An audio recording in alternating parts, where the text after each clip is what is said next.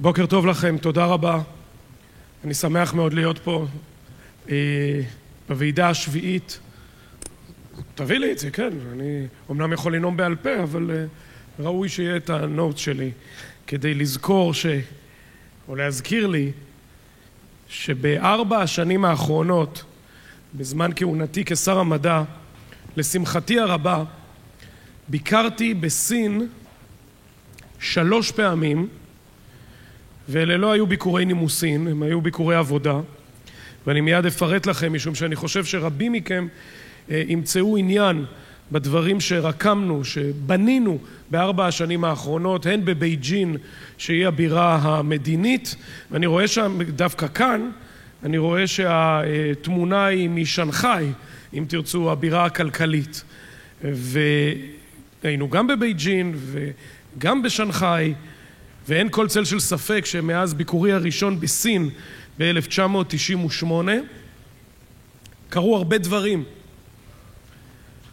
קרו הרבה דברים בעולם, אבל בעיקר התהדקו באופן מהותי ועמוק ביותר ויסודי ביותר היחסים בין מה שאני תמיד אומר שני עמים עתיקים עם עתיד אחד גדול. ולכן אני שמח על הוועידה הזאת, אני שמח לפתוח אותה.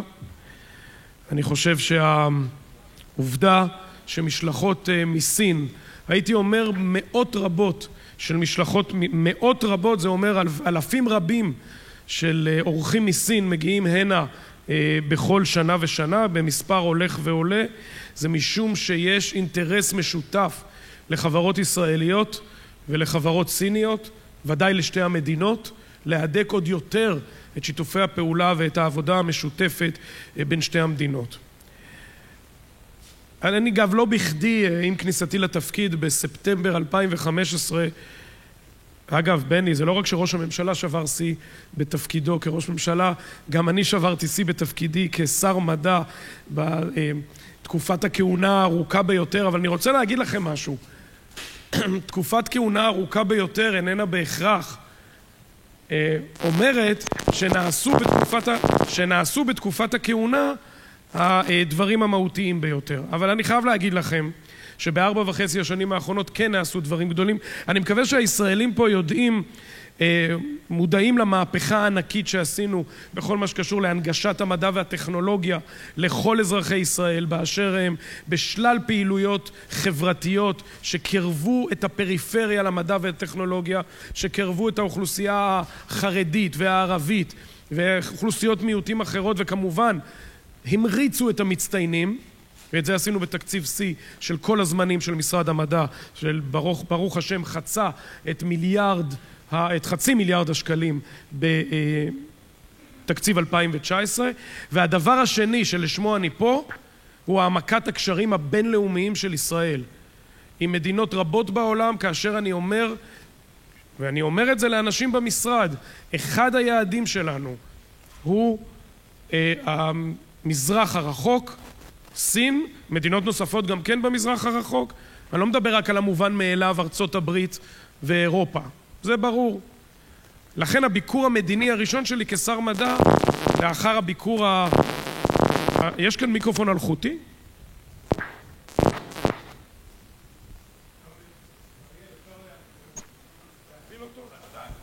אפשר להפעיל את זה? יפה. תודה. לכן הביקור הראשון שלי כשר מדע, לא כחלק מוועידה בינלאומית שהייתה בסיאול באוקטובר 2016, הביקור המדיני הראשון היה בסין בדצמבר 2015. פגשתי שם אדם בשם וואן גאנג, זה שמו, מישהו, אני ודאי מוכר לאורחים שלנו מסין, הוא היה שר המדע של הממשלה בבייג'ין. חתמנו על הסכם לשיתוף פעולה, למחקרים משותפים, להחלפת סטודנטים, לכנסים משותפים שלנו ושל סין, ולשמחתי זה היה רק הסכם ראשון, אחד מתוך 6 שנחתמו ב4 השנים האחרונות. עכשיו, ההסכמים הללו הם לא הצהרת כוונות. בדקות אלה, בימים אלה, ישנם כבר עשרות חוקרים בסין וגם בישראל שעובדים על מחקרים משותפים, פורצי דרך.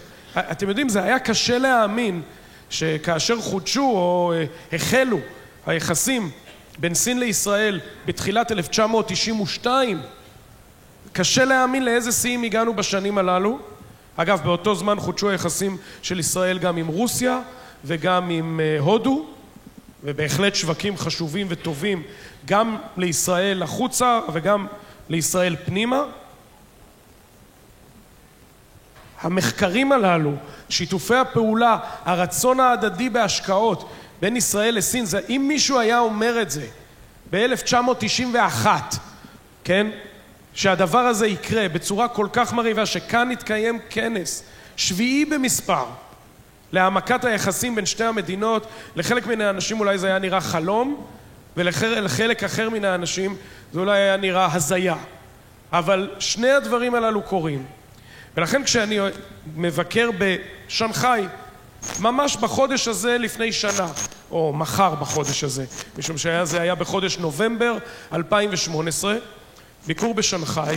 קודם כל אני חייב להגיד לכם שאי אפשר להתעלם מן העזרה ההומנית המדהימה של שנגחאי, של ראשי העיר והמנהיגים המקומיים בשנגחאי לעם היהודי בזמן מלחמת העולם השנייה. זה ריגש אותי לא פחות משיתוף הפעולה ההולך ונרקם בין שתי המדינות בימים אלה. זה בסיס יפה וטוב ואנושי כל כך.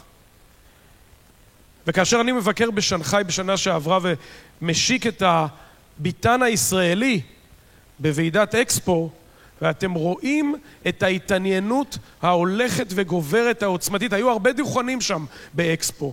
הייתה פעילות אדירה באקספו בשנה שעברה בשנגחאי. אבל מי שהיה איתי וראה, והנציגים הישראלים גם כן, את ההתעניינות האדירה בפעילות הישראלית, בחברות הישראליות, במוח הישראלי, ביצירתיות הישראלית.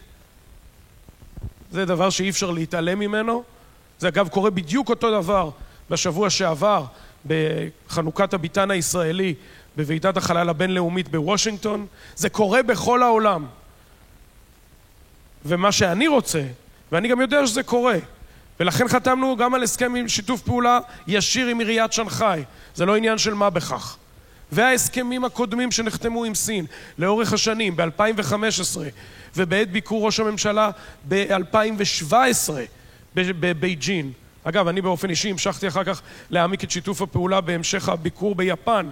זה התעניינות עולמית אדירה במוחות הישראלים, ולשמחתי התעניינות גדולה הולכת וגוברת מן השוק הזה בסין. ואם יורשה לי, הפוטנציאל הוא עוד הרבה יותר גדול ממה שקורה כרגע. הפוטנציאל הוא ענק. כאן יש חברות הזנק מדהימות, רעיונות מדהימים, רצון של הצד השני לשתף פעולה. ברוך השם, ההסכמים, היחסים בין ישראל לבין סין, המדיניים, הם כאלה שמאפשרים את האווירה הזאת. הרי ברור לכם, ברור לכל אחד, בלי שום הבדלים של השקפה פוליטית, שהיא ממש לא מעניינת בעניין הזה. היא פשוט משנית. בלי הבדלים של השקפה פוליטית, שכאשר הרוח היא טובה בין המדינות, הרוח היא עוד יותר טובה גם לעסקים ההדדיים. וזה דבר שקורה ביתר שאת בעשור האחרון, ביתר שאת בחצי העשור האחרון. אנחנו בתחילתו של העשור השלישי של המאה ה-21. כל מה שנבנה עד היום הוא רק קצה הקרחון, הוא רק ההתחלה.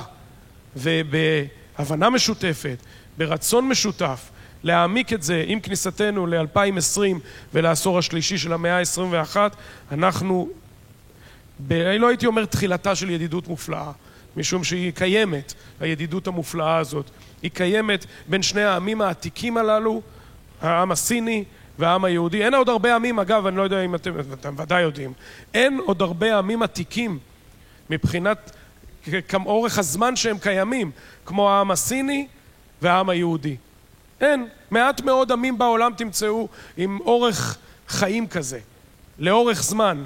לדאבון הלב, אנחנו 2000 שנה מתוך הזמן הזה לא חיינו בארצנו. הסינים כן, אנחנו לא. אבל חזרנו ברוך השם לארצנו, בנינו כאן מעצמת הייטק אדירה. זה לא סתם סטארט-אפ ניישן, זה עמק הסיליקון, לא רק של המזרח התיכון, בוודאי של החצי הזה של כדור הארץ. ושני העמים העתיקים הללו, כפי שאמרתי בתחילת דבריי, עוד נכון להם עתיד גדול מאוד.